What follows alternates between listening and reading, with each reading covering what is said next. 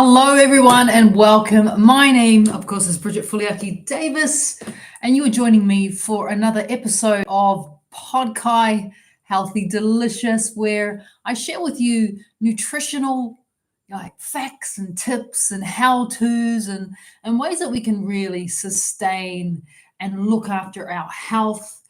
Be it the perfect weight for us as well. Things that make us feel really, really good and things that make us look really good at the same time. So today's episode, I am going to be talking about sugar and 5 things that you can do to quit or get rid of sugar for good. The sweet stuff. It has been labeled many names. It's been called the white poison. It's been referred to as as a drug because it's highly addictive. Look, it's not something that we want to have being in control of our life. That's for sure, especially because sugar can have such negative implications to our health. So I thought we'd spend today talking a little bit about sugar, because when it comes to my own personal practice, so when I see people and we do one-on-one sessions together, one of the things that comes up quite often is people's reliance on needing something sweet, either first thing in the morning, or definitely on occasion when it comes to just after dinner, or to get them through the day. Like they get to, and I call it the witching hour, about sort of 3 to 4 o'clock in the afternoon, and you're like a little squirrel, need something, because we're having that moment where we're not feeling as good. We're having a bit of a flat moment. So let's have a bit of a chat about sugar, right? Because I think it's an important conversation to have, because unfortunately, and this is the sad part, and this is why it can be so difficult to rid ourselves of that reliance of needing something sweet, is that sugar is pretty much in, almost all the foods you find on your supermarket shelves. I've heard, figures of up to 80% of the foods you find on the shelves. So I'm talking about the aisles, right? Not necessarily the outside of the supermarket. I'm talking about the aisles. And, you're getting up to 80% of the foods on your supermarket shelves have added sugar. That's kind of scary, because a lot of us do rely on grabbing things off the supermarket shelves. It's convenient. A lot of the work's been done for us. We've got these busy lives that we lead, but how much sugar are we actually consuming? And we have no idea. One of the things that I did recently, and I got to say, it was a bit, I should have done it. No, I had to do it. Myself and our one of our daughters decided that we'll go and grab ourselves your classic roast chook. Roast, that's what we call in Australia, a chook, but your roast chicken, already pre-done here in Australia. I know, of course, in New Zealand as well, where I'm from, it's really common just to walk into your supermarket and you go up and you grab yourself a fully roasted chicken. So a whole chicken. I mean, Costco as well, right? So super common. And you take that chicken home and, happy days. you got dinner. Maybe you've got, if you live on your own, you've actually got a couple of meals that you can have with that chicken.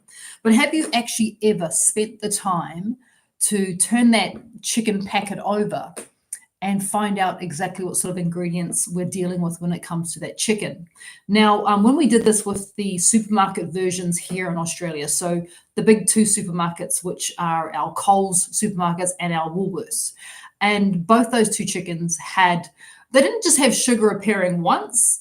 One of those chickens actually had sugar appearing 3 times. And look, I'm not sure about you guys, but I don't recall adding sugar the last time I roasted a chicken in my kitchen, right? It's just not something that you think you need to add. But here we are, 2024, and we have sugar being added to roast chicken. Not sure why. We have sugar being added to pretty much, 80% of the foods that we find in packets and jars and tins and in containers. I mean, that's not even to mention the sugar added when we're going through drive-throughs, or we're ordering Uber Eats, or we're eating from, the big fast food chains. I mean, we have not a lot of visibility in what is going into those foods. I mean, for example, I was watching a documentary on Starbucks the other day, And, and Starbucks are very hesitant to share with us the recipes or the ingredients that are going into their drinks because, and I'm just going to hazard a guess here, the extremely high levels of sugar that you find in your Starbucks drinks as well. So sugar is everywhere. It's one of the most consumed ingredients on the planet. So it's something that we find ourselves, unfortunate in this unfortunate position that we are consuming way more sugar than many of us realize. And sugar is a dangerous additive. Firstly, there is no nutrient value in sugar. Like there is nothing, like sugar gives your body no nutrients. And you know what your body wants, right? Your body wants nutrients. But sugar is completely devoid of nutrients. Sugar's main role in the body is it will give you a energy boost. And that energy boost, depending on how that sugar is packaged, can be quite immediate. So when it comes to us, and I'm one of these people, right? A couple of years ago, decided that I had a sugar addiction. And I knew that because I was always craving something sweet. I would start with something sweet for breakfast. I would always have some type of sweet accompanying my lunch. And the same at dinner as well. And in between meals, I was also snacking on things that tended to be a sweet palate as well. So I knew I was a sugar addict. And I knew I had to do something about it because, it wasn't doing anything great for my weight, obviously. I was pre-diabetic, and that was a direct link from the amount of sugar that I was consuming and other foods as well. But I knew I wasn't in a very good place. So I decided to do something about it. And for many of us now, we're beginning to really understand the negative side effects of a diet that is high in sugar. So what are 5 things that you can do starting today, which is always a good time to start, no time like the present? What are 5 things that you can do starting today to help you to quit sugar for good? And that's really what this is about. Not just quit sugar for today or tomorrow or this week or this month, but actually get you off that sugar roller coaster. Because that sugar roller coaster, as fun as it may be, is actually quite dangerous. It's a place you don't want to be. So number 1, and this is kind of playing into what I've just been talking about. Number 1 is we need to be vigilant. Consider that roast chook story I just told you guys, that in a roast chicken that you find in your supermarket and Costco and all those places has multiple bits of added sugar into it. So there's a few occasions, not just one occasion, where they're actually putting sugar into your roasted chicken. So we need to be vigilant. Number 1 is be vigilant. Unless you have personally prepared whatever it is you're eating from scratch, unless you have personally prepared it, it's a really good idea that you are fully aware of what is inside of your food. And not many of us are. So being vigilant, of course, means that you need to be a label checker. If you did not cook it, you've got to get really good at making sure that you're reading your labels. So you're turning that packet over, you're turning that bag over, whatever it might be, and you are reading your labels. Super, super important, because they're going to put sugar in where they can. The reason they like to put sugar in is sugar helps us to stay addicted. Sugar helps with the palate or the taste. So we, as humans, are hardwired to look for foods that are actually have a sugar or a sweet element to it, because we know that that gives us energy. Unfortunately, we just eat way too much of it. Which is what we find nowadays. So number 1, be vigilant. Make sure you are label reading. If I grab something off the shelf, I turn it around straight away. All pretty package on the front, I always turn it around and look at the ingredients. And it really doesn't matter what that thing is, whether it's a roast chicken, whether it's, your tomato sauce, whether it is, pre-processed garlic and ginger.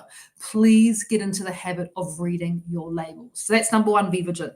Number 2, we need to also realize that sugar isn't just in what we eat. We also need to be really aware about liquid sugar as well. And I'm talking about the very obvious, which for many people, they say, oh, look, I don't add sugar to my tea or coffee. I'm not just talking about that. So liquid sugar comes in a number of forms. One of those forms is is this probably the second most obvious for everyone, which is sodas and soft drinks. So we know that there's a lot of sugar added into those types of products, of course. But what about the other sweetened beverages or the other sugary beverages, things like fruit juice? So whether it's orange juice, whether it's apple juice, all of those types of when you take a whole fruit and you remove all the juice from it, what you're actually getting is a bucket load of sugar, a lot of sugar in that particular glass of juice. Think about it. How many oranges go into one cup or one glass? 5, 6, 7. So that one glass of juice that you're drinking, you're getting the equivalent of 6 to 7 oranges worth of sugar. Natural sugars, I know, but still has the same effect when it goes into your body. So that's really, really important. So always be aware that sugar is not just eaten. Sugar is often drunk as well. So we've got our soft drinks or our sodas. We have our juices, and that doesn't matter if it's organic, if it's natural, it's still sugar, right? Your body still uses it the same way as it uses like white sugar or refined sugar. And then there's those other liquid beverages, things like, let's go with the Starbucks, right? Because they add all those different flavored things, syrups. That was Ola. There's Ola going, you can't see me. We saw you, Ola. So that also goes a long way when we're talking about those additives into our coffees and like a caramel latte. Well, you know what? Takes a bit of sugar to make that caramel flavor. So be aware about additives and having these sweetened beverages. Another one to be really aware of when it comes to liquid sugar is our smoothies as well. Now, same kind of situation as that glass of juice. Same type of situation is when you are pureeing or processing or pulverizing or blending up fruit to go into a drink. You are firstly separating the fiber from the sugar. So you're not getting as much of the goodness when you're pulverizing it or blending it up till it's, or juicing it. That's the first thing that happens. But the second thing that happens is that, that fruit that you would normally eat, it is turned into a liquid. So it is pulverized to a point where all the processing has been done for your body. We often can drink a lot of fruit in a smoothie much more faster and more efficient than eating it.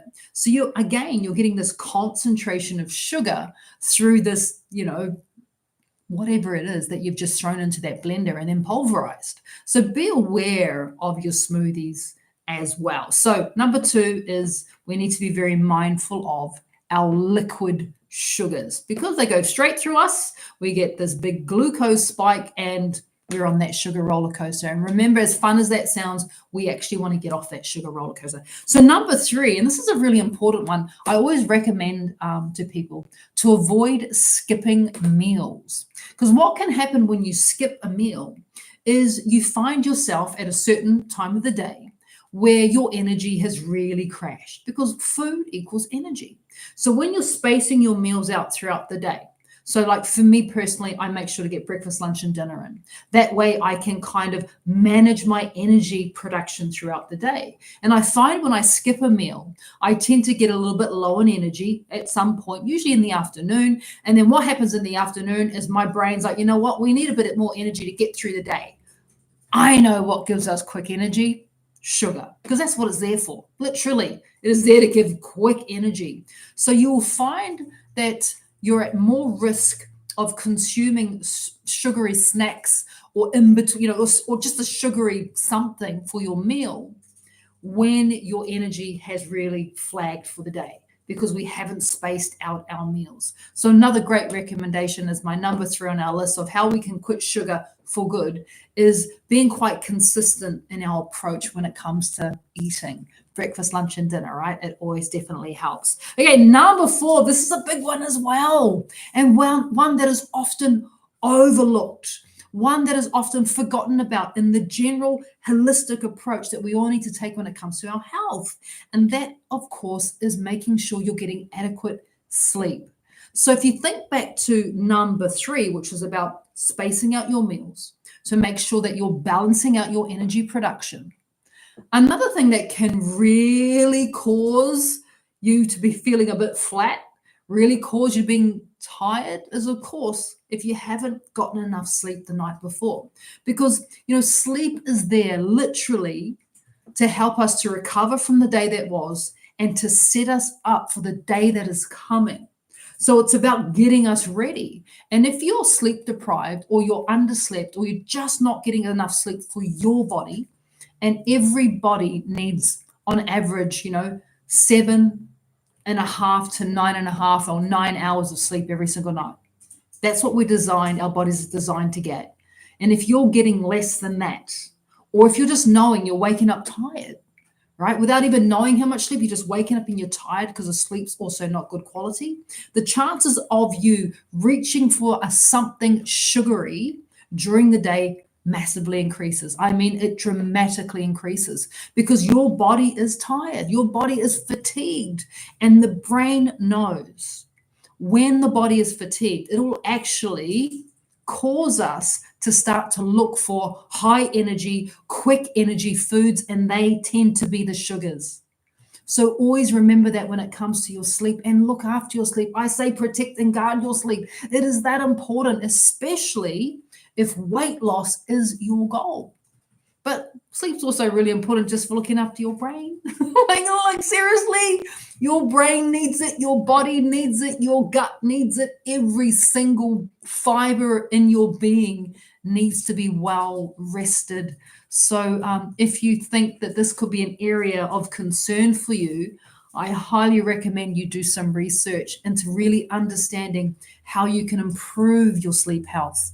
It is that important, right? I will say no to stuff just so I can go to sleep. Like if I get invited out, I'll be just like, oh no, can't make that. They're like, oh, what's going on? Oh, that's normally when I'm sleeping. Like I'm very frank when it comes to sleep. And I know, we definitely as a society have in the last, couple of decades, we've really pushed that narrative that people who just go all the time are just like, we put them on a pedestal, where in fact, I put people who sleep well, I'm just like, I'm so impressed with you. You're amazing. You know how to sleep. So number 4 is protect your sleep. Protect and guard your sleep. And look, I tossed up what number 5 was going to be because there's actually a few things here. But if I was to really look at this in a holistic approach that you can do right now. So what are 5 things that you can do today to really help to improve whether you're, over consuming sugar or whether you're quitting sugar, which is really, it's a great thing to be able to talk about. So number 5 is consider your gut bugs. So living inside of you, you have this amazing garden of bacteria, like your microbiome of bacteria. And those gut bugs can determine your health, overall health. It can determine whether you're holding on to inflammation or releasing it. It can determine, your mood, your energy. It can determine whether you're able to fight off, illness and disease and bacteria and viruses or not. The gut bugs that call you home can also determine what foods you crave, what foods you turn towards at any point in the day. So they can literally determine whether you like sweet foods and crave sweet foods or not. So if you're someone who eats a lot of sugar, whether it's added sugar, whether it's natural sugars, like you eat a lot of fruit, because don't forget, there is a lot of sugar naturally occurring in fruit as well. So maybe you eat a lot of fruit, maybe you eat a lot of sweet things, maybe you tend to drink a lot of sugar, maybe there's just always a sweet element and you don't even realize it. Foods, which as we were saying before, processed foods on average have about 80% of your processed foods have added sugar. So if you find that you're having quite a lot of sugar, you've got bacteria that live inside of you that love sugar. You have sugar-loving bacteria inside of you. And your sugar-loving bacteria will actually cause your taste buds to crave what keeps them alive, what keeps them going, which is sugar. They love sugar. They feed off it. They multiply off it. So in order to get rid of your sugar-loving bacteria, you know what you got to do? You basically got to stop feeding them. So one of the suggestions I always have to people is just give it a try. Go cold turkey. Consider your gut bugs. Consider the fact that if you've got sugar-loving bacteria inside of you, you need to spend a couple of days going completely off the sugar. And then what you'll find will happen is that your sugar-loving bacteria will begin to die off and your sugar cravings will begin to slow down. Yes, I know it's quite a dramatic thing to do, but it actually does work. And it actually is possible to start that process right now to rid yourself of your sugar habit. And it is a beautiful place to be when you're back in control because your gut bugs aren't sugar loving. You understand the connection that your supermarket and ultra processed and processed foods play in the equation. You're really considerate about the liquid sugar you may be consuming. You're also considerate about getting enough sleep as well, which is incredibly important. And you aren't skipping meals. So you're remembering to balance out your energy throughout the day so that you don't find yourself being tempted by something sweet to get you through the next hour or two before you hit the bed. So hope that is a few little things for you guys to work on for today. It has been a lot of fun spending a bit of time with you guys. I will be back, of course, with more of these nutritional sessions for you. In the meantime, make sure to come over and, hit the subscribe button. Subscribe to our YouTube channel. You can also join me on Facebook, Bridget's Healthy Kitchen. You can join me on Instagram, which is Bridget's_kitchen. And we also have some private communities set up on Facebook designed for you. Come on over to our private community, BHK Family on Facebook. Would love to see you there. Everyone take care, be well, and we'll see you soon.